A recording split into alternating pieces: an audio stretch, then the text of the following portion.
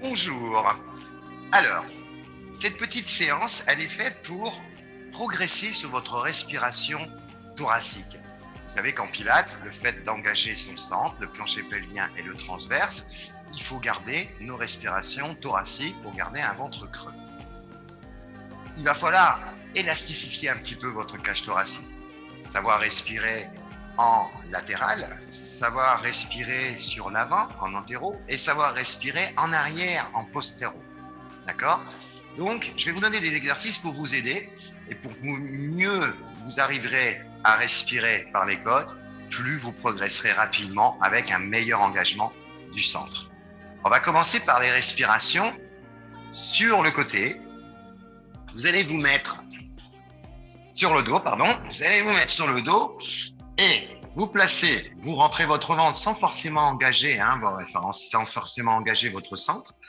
Vous restez le ventre creux ici et vous mettez vos mains dessus pour vérifier si le ventre monte ou pas. Et puis, sur chaque inspiration, vous essayez d'aller au maximum de votre inspiration afin d'ouvrir votre cage thoracique sans que les mains remontent, sans que le ventre gonfle. Et à l'expiration, en sortant de l'air chaud de votre bouche, rabaissez vos côtes, toujours en gardant le ventre rétracté. Inspirez, expirez. Et à force de faire cet exercice-là, vous allez voir qu'au début, dans la fin de votre inspiration, le ventre va gonfler parce que votre cage thoracique n'est pas encore assez souple. Et à force de faire cet exercice régulièrement, 2 minutes par jour, vous allez réussir au bout d'une semaine et demie, réussir à inspirer au maximum sans que le ventre ne prenne le dessus. D'accord? Puis, un autre exercice aussi pour donner un peu plus d'élasticité sur le côté, vous allez vous mettre les 2 genoux sur le côté, les 2 omoplates au sol. Et là, vous allez rentrer votre ventre aussi.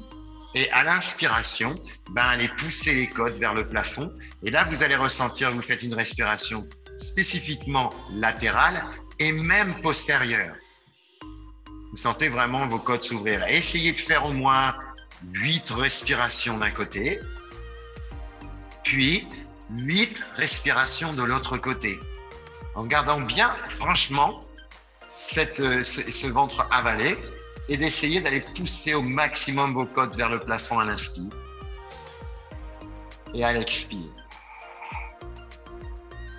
Toujours en ouvrant les ailes du nez à l'inspiration et en sortant de l'air chaud de votre bouche à l'expiration. Faites 8 respirations d'un côté, 8 respirations de l'autre et faites-le assez régulièrement pour aller donner de l'élasticité à votre cage thoracique. Puis un dernier mouvement qui est un petit peu l'idée du yoga. On va utiliser une position du yoga où on va mettre la tête au sol, vous écartez vos genoux pour être un peu plus souple et vous mettez vos bras le long du corps. Et là, vous rentrez votre ventre et dans vos inspirations, poussez les côtes vers le plafond sans que les côtes antérieures ne touchent les cuisses. J'inspire par le nez en ouvrant les ailes du nez et à l'expire, je sors de l'air chaud de ma bouche. Je me donne une impression d'avoir des ailes qui se déploient à l'inspiration et qui se rangent à l'expiration.